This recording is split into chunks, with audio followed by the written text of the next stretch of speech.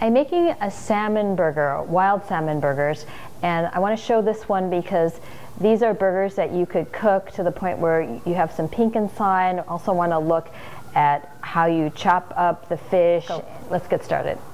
I like to chop these up by hand because I think if you use a food processor, it shreds them hard. But if you buy some salmon from your fish purveyor, they can grind it up for you. That's one way to go.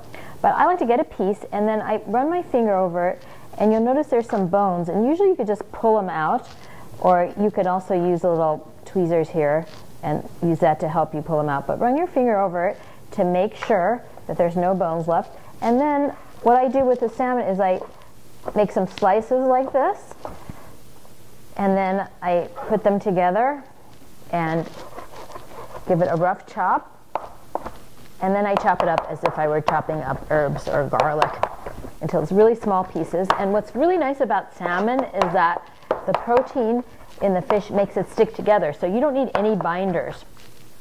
No egg white, nothing like that. It doesn't take very long. You just gotta do a little bit of chop here. It's best if you chop it up finely because then it'll really hold together. So this looks good, and I'm going to add it to the part that I already started. And the seasoning that I'm adding on this burger is very simple. I'm adding some minced shallots, a half a teaspoon of salt. That's going to be enough for the pound and a half of burger. And tarragon, dill, chives dill, it's all going to be good. So I'm mixing this together, forming the burger, press them together, make this C shape, and push them in. Now remember, all of these burgers can be tiny as well, so oftentimes, I'll show you a really little one. I make little tiny burgers.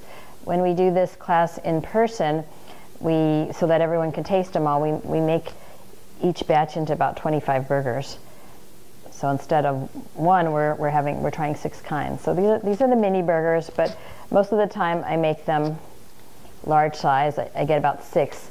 I get 4 to 6 out of the pound and a half, depending on the size. Notice I'm not overworking them. So this batch ended up making 5. That's what I decided on. Like I said, sometimes I make 4, 5, or 6 for a pound and a half of salmon. And it's best if you can for this salmon burger and for the lamb burger to have them at room temperature when you cook them so that they'll cook most evenly. Before I make the salmon burger, I'm going to make the topping. This is such a fun topping. So I start with, it only uses a half a cucumber. So I peel, cut it down the middle, take out the seeds by just taking your spoon and running it down the middle, so you shave it this way. And then all you have to do is slice these into little sticks and cut them up, and that's how you get a nice cut for the cucumber. And to that I'm adding a little bit of minced shallot, some chopped dill. It's all in the recipe. A little bit of white wine vinegar, but you can use whatever kind of vinegar you have. Then I'm adding, a good amount of mustard. I like a Dijon mustard.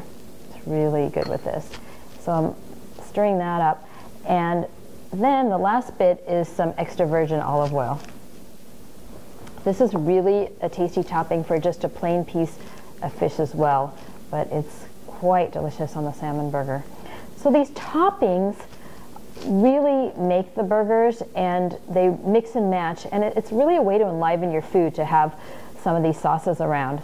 This will last 4 or 5 days in the refrigerator. It really only takes about 5 minutes to make, and it can really jazz up some simple food. You have one exciting thing in the meal, and it'll really carry the whole meal. So I'm using coconut oil for the salmon burger. A little oil. The lamb burger doesn't need any help, but it's good to have a little bit of oil, and I really like the coconut oil for the salmon. It's only going to take a couple minutes per side.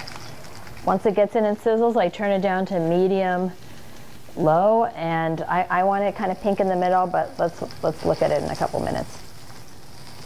I'm ready to turn this. Oh, that looks nice. So again, this feels like it's going to be medium rare, which is perfect. That's what the request was from my camera person who's about to eat this one. So this is going to get this nice little mustardy cucumber dill topping.